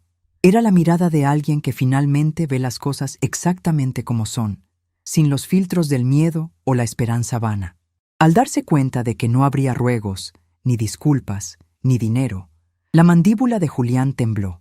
Ajustó el agarre sobre su computadora portátil como si fuera el último trozo de madera flotando en medio de un naufragio. Pasó por nuestro lado caminando de costado, evitando el contacto físico, incapaz de sostener la mirada de la mujer a la que había parasitado durante tanto tiempo. Llegó a la puerta principal. Apoyó la mano en el pomo del latón frío. Se detuvo por un segundo, quizás esperando un último milagro, una última debilidad de nuestra parte. «La puerta no tiene seguro, Julián», le dije, con una calma implacable, entregándole el empujón final hacia el abismo de su propia realidad. «El mundo exterior es todo tuyo». Giró el pomo, abrió la pesada puerta de madera y salió a la noche lluviosa, arrastrando sus pies y sus cables hacia una calle oscura donde nadie conocía su nombre, y donde su arrogancia digital no valía ni un solo centavo de cobre. El portazo resonó en la casa vacía, pero esta vez las paredes no temblaron. Los cimientos estaban más firmes que nunca, y el silencio que siguió no fue de tensión, sino de paz absoluta. Mariana se giró hacia mí, exhaló un suspiro largo y tembloroso, y dejó caer la cabeza sobre mi hombro. El parásito había sido extirpado, y ahora comenzaba el largo y silencioso proceso de curar la herida. Yo pasé mi brazo alrededor de la espalda de mi hija, sintiendo el calor de la vida regresando a la estructura de nuestra casa. Ya no había oscuridad en el pasillo, solo la luz clara y constante que iluminaba el camino hacia la cocina. Teníamos hambre, y el guiso de ayer aún esperaba en la olla, listo para ser calentado, y esta vez lo comeríamos en paz. El calor de la cocina nos recibió como un refugio antiaéreo después de un largo bombardeo. Caminamos juntas, hombro con hombro, dejando atrás el pasillo oscuro y la puerta principal que acababa de cerrarse definitivamente sobre la figura patética de Julián. No hubo necesidad de encender las luces principales. La pequeña lámpara sobre el extractor de aire proyectaba un resplandor amarillento y suave sobre los azulejos limpios y las encimeras de granito. Me acerqué a la estufa con paso firme, giré la perilla del gas y escuché el chasquido rítmico del encendedor eléctrico antes de que la corona de fuego azul cobrara vida bajo la pesada olla de aluminio. El guiso de carne, el mismo que había sido arrojado con tanto desprecio absurdo 24 horas antes, seguía allí, esperando con la paciencia inalterable de las cosas bien hechas. Tomé mi cuchara de madera, oscurecida por décadas de uso, y comencé a revolver el fondo con movimientos circulares y precisos para distribuir el calor. El aroma a laurel, ajo tostado y cebolla caramelizada volvió a llenar el espacio, pero esta vez no competía con la tensión asfixiante de un intruso al acecho. Esta vez, el olor a comida casera reclamaba su territorio legítimo, llenando cada rincón de la casa con una promesa de sustento real. Mariana se dejó caer en una de las sillas de roble del comedor, apoyando los codos sobre la mesa y escondiendo el rostro entre las manos temblorosas. Escuché el sonido áspero de su respiración profunda, un intento desesperado por regular el ritmo de su corazón después de la confrontación frontal. No estaba llorando. Era el agotamiento crónico abandonando sus músculos, la descompresión repentina y violenta de una viga que ha estado soportando toneladas de peso muerto durante casi 3 años. Serví el guiso humeante en 2 platos hondos, asegurándome de poner porciones generosas de carne tierna y papas suaves en el suyo, y llevé ambos recipientes a la mesa. Me senté frente a ella, exactamente en la misma silla desde donde había presenciado la rabieta destructiva de mi yerno, y empujé uno de los platos hacia su lado. El vapor formó espirales en el aire frío que se colaba por la rendija de la ventana entreabierta. «Come, Mariana», le ordené, en un tono bajo pero inflexible, desprovisto de cualquier lástima inútil. El cuerpo no puede reconstruirse si no le das materiales de calidad, y tú tienes demasiadas grietas que rellenar esta noche. Tomó la cuchara de metal, sopló suavemente sobre el líquido espeso y oscuro, y se llevó la primera porción a la boca. Masticó en silencio, cerrando los ojos con fuerza. Vi cómo sus hombros descendían visiblemente un par de centímetros, cómo el nudo invisible en su garganta cedía ante el calor de la comida real. «Está delicioso, mamá», murmuró con la voz ronca, casi inaudible. «Sabe exactamente igual que cuando era niña. Sabe a paz». Solo el tintineo suave de los cubiertos contra la losa y el sonido de nuestra propia respiración tranquila, llenando el vacío dejado por el parásito ausente. Terminamos de cenar pasada la media hora. Mariana se levantó, tomó ambos platos vacíos y se dirigió al fregadero de acero inoxidable. Mientras el agua caliente corría sobre la cerámica, ella habló sin girarse, manteniendo la vista fija en la espuma del jabón. «Tengo que ir a buscar a Felipe a casa de mi compañera de trabajo. Le pedí que lo cuidara un par de horas más, porque sabía que el ambiente iba a estar terrible hoy. No quería que escuchara los gritos». Secó sus manos en un trapo de algodón limpio y se giró para mirarme. «Cuando regresemos, Julián ya no estará. Felipe va a preguntar por su padre al ver la habitación vacía. ¿Qué le digo, mamá? ¿Cómo le explico a un niño de 7 años que su papá prefirió irse a la calle antes que buscar un trabajo de verdad para sostenernos? Le dices que su papá necesitaba arreglar unas cosas consigo mismo y que necesita espacio. Los niños son mucho más inteligentes que los adultos a la hora de detectar estructuras podridas, Mariana. Felipe ya sabía que algo andaba muy mal en esta casa. Él sentía la tensión en el aire, se encogía cada vez que Julián levantaba la voz. La ausencia física de su padre será infinitamente menos traumática que su presencia tóxica diaria. Lo protegeremos. Ahora ve por él». Ignacio era un hombre de 60 y tantos años, meticuloso, callado y sumamente profesional, que entendía el valor intrínseco de la seguridad física mejor que nadie en el barrio. Llegó a mi casa 40 minutos después, cargando una caja de herramientas metálica que tintineaba con cada uno de sus pasos pesados. Lo recibí en la puerta y le pedí, sin dar explicaciones innecesarias, que reemplazara el cilindro principal por uno de máxima seguridad, con llaves de perfil complejo y sistema anticopia. Me quedé de pie en el umbral, cruzada de brazos, observando con fascinación profesional cómo sus manos callosas y manchadas de grafito desarmaban la placa de latón antiguo, extraían el tambor viejo que Julián solía forzar con sus giros bruscos y colocaban el nuevo mecanismo brillante en su lugar. Cada giro de su destornillador era un decreto de independencia territorial. Aprecié la precisión del encaje, la tolerancia milimétrica de las piezas de metal interactuando entre sí. Cuando terminó, me entregó 3 llaves plateadas, pesadas, con dientes asimétricos.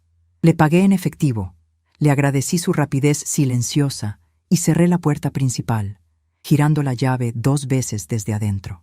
El chasquido metálico del cerrojo encajando perfectamente en el marco de acero sonó como el punto final de un contrato blindado. La frontera estaba sellada. El intruso jamás podría volver a usar su copia gastada para invadir nuestro espacio. Con la seguridad del perímetro exterior garantizada, me dirigí hacia el fondo del pasillo, hacia la habitación que Julián había ocupado como su guarida personal. Mariana ya estaba despierta, preparando el desayuno para Felipe en la cocina, moviéndose con una ligereza que no le veía desde hacía años. Abrí la puerta del cuarto y una bofetada de aire viciado me golpeó el rostro con violencia. Olía a encierro prolongado, a sudor rancio, a calcetines sucios abandonados en las esquinas y al dulzor artificial y pegajoso de las bebidas energéticas derramadas. La oscuridad seguía siendo absoluta porque las persianas estaban bajadas y el circuito eléctrico seguía desconectado desde mi intervención en el tablero. Caminé a ciegas hasta la ventana, tropezando ligeramente con una caja de cartón vacía, y tiré de la correa de la persiana con fuerza. La luz del sol de la mañana inundó la habitación, revelando la magnitud del desastre acumulado. Había envoltorios de comida chatarra debajo de la cama, vasos de plástico con restos de moho verde en las mesas de noche, y una mancha oscura, extensa y pegajosa en la alfombra central donde él solía sentarse con su ridícula silla ergonómica. Era el nido exacto de un parásito, un espacio diseñado exclusivamente para consumir recursos sin generar absolutamente nada a cambio. Fui al pasillo, descolgué el espejo decorativo de madera y abrí la caja del tablero eléctrico. Con mi destornillador de punta plana y mango aislante, retiré las capas de cinta negra del cable de cobre desnudo y volví a conectarlo al borne del interruptor correspondiente al dormitorio. Apreté el tornillo con firmeza y subí la palanca de plástico. Al regresar a la habitación, la lámpara del techo estaba encendida, iluminando cada rincón sucio con una claridad implacable. Mariana entró detrás de mí, sosteniendo una bolsa de basura industrial de color negro y un par de gruesos guantes de goma amarillos. Nos miramos en silencio, compartiendo el mismo objetivo táctico de limpieza profunda. Durante las siguientes 3 horas, trabajamos sin descanso. Mariana arrojó a la bolsa toda la basura acumulada, los papeles inútiles con supuestos gráficos de inversión que no eran más que garabatos sin sentido, y las decenas de frascos vacíos de suplementos vitamínicos costosos. Yo me arrodillé en el suelo, ignorando la protesta sorda y tirante de mis articulaciones envejecidas, y froté la alfombra manchada con un cepillo de cerdas duras y detergente industrial concentrado. Abrimos las ventanas de par en par, permitiendo que la brisa helada del exterior barriera el aire estancado, llevándose consigo la última esencia de la arrogancia de Julián. Cuando terminamos, la habitación estaba completamente vacía, limpia y oliendo fuertemente a lavanda y cloro. Ya no era el santuario intocable de un tirano digital. Ahora era un lienzo en blanco, un espacio recuperado que pronto se convertiría en el cuarto de juegos y estudio que Felipe siempre había merecido tener. 5 días después de la expulsión, me puse mi abrigo grueso de lana gris y caminé las mismas 3 cuadras hasta el local de soluciones PC y redes. El viento de la tarde soplaba fuerte, arrastrando hojas secas y basura por las aceras, pero mi paso era ligero, rítmico y carente del peso de la preocupación constante. Empujé la pesada puerta de cristal y el sonido agudo de la campanilla anunció mi entrada. Cristian estaba detrás del mostrador abarrotado, ensamblando una placa base bajo el brillo intenso de una lámpara de aumento articulada. Al verme, detuvo su trabajo de inmediato. Se levantó las gafas de montura gruesa hasta la frente y me dedicó una sonrisa ancha, mostrando sus dientes blancos en contraste con sus múltiples tatuajes oscuros. «Doña Rosalba, qué gusto verla por aquí», me saludó, apoyando los codos sobre el cristal rayado del mostrador. ¿Vino a reportar el éxito absoluto de la operación de desconexión? El enrutador es invisible y la casa está en completa paz. Creo que le alegrará saber que el efecto dominó de su estrategia ya llegó a las calles del barrio comercial. Estaba empapado por la llovizna, con la camisa sucia, arrugada y unas ojeras moradas que le llegaban al mentón. Llevaba su famosa computadora portátil de última generación bajo el brazo, pero ya no tenía esa actitud altanera de empresario internacional que tanto le gustaba fingir. Me pidió, casi rogando, que le comprara el equipo. Me dijo que necesitaba dinero en efectivo urgente para pagar una semana de estadía en un hostal barato del centro, porque supuestamente sus cuentas bancarias en el extranjero estaban bloqueadas por un problema absurdo de impuestos internacionales. Pura basura inventada, claro. El tipo estaba tan desesperado por el dinero que le temblaban las manos al teclear su propia contraseña. Cuando logró arrancarla, me di cuenta de inmediato de que el disco duro estaba lleno de virus maliciosos, archivos corruptos y programas ocultos de minería de datos que le habían arruinado el procesador por completo por sobrecalentamiento. Esa computadora no servía ni para abrir un triste documento de texto sin congelarse la pantalla. Era pura carcasa brillante y costosa, con el motor completamente fundido. Exactamente igual que él. Le dije, mirándolo fijamente a los ojos, que su equipo era chatarra electrónica irrecuperable y que, como mucho, le podía dar $50 por la pantalla y el teclado para usarlos como repuestos de segunda mano. ¿Y qué hizo al escuchar el precio?, pregunté, manteniendo mi tono clínico y neutro. Se puso como loco furioso, continuó Christian, negando con la cabeza. Me gritó que yo era un ignorante de pueblo, que esa máquina valía miles de dólares, que yo no tenía visión comercial ni entendía su potencial. Cerró la computadora de un golpe seco, me insultó a los gritos y salió corriendo del local. Lo vi alejarse por la avenida, arrastrando los pies mojados, buscando otro lugar donde intentar vender su ilusión rota. Se quedó sin batería, doña Rosalba, en todos los sentidos posibles e imaginables. Caminé unas cuadras más hasta la sucursal de mi banco. Entré al vestíbulo climatizado y me dirigí directamente al escritorio de Daniela al fondo del salón. Ella me vio acercarme, abrió un cajón de su escritorio cerrado con llave y sacó un sobre blanco sellado. Me senté frente a ella, manteniendo la espalda recta, y tomé el sobre con ambas manos. Aquí tienes, Rosalba.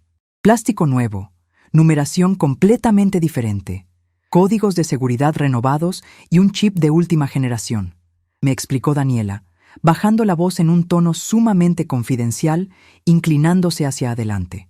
Todo el historial anterior está limpio y bloqueado. Y por cierto, hiciste muy bien en venir tú misma y advertirme sobre los bloqueos. Hace 3 días recibimos una alerta roja del centro de llamadas. Un hombre intentó acceder a tu perfil telefónico usando tu número de documento de identidad, gritando histéricamente que era un error garrafal del sistema, que su identidad había sido robada y que necesitaba que le desbloquearan la línea de crédito de inmediato para pagar una suscripción crítica en la nube. El operador, siguiendo el protocolo estricto, le pidió las respuestas a tus preguntas de seguridad personales. Las falló absolutamente todas. El sistema bloqueó el acceso telefónico de manera automática por intento de fraude. Ese canal también está muerto y enterrado para él. Te agradezco profundamente tu gestión y tu discreción.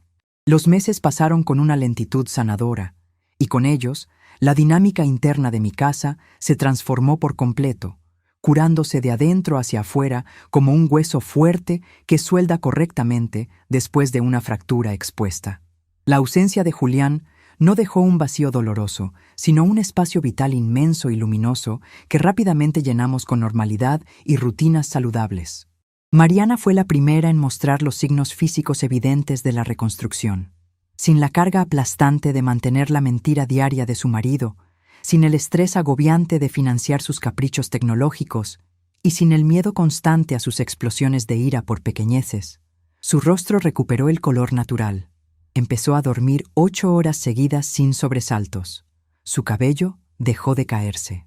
En la agencia de viajes notaron de inmediato su cambio radical de actitud, su renovada energía vital, y le otorgaron finalmente el puesto de supervisora de ventas que le habían negado repetidas veces por sus constantes ausencias y distracciones telefónicas.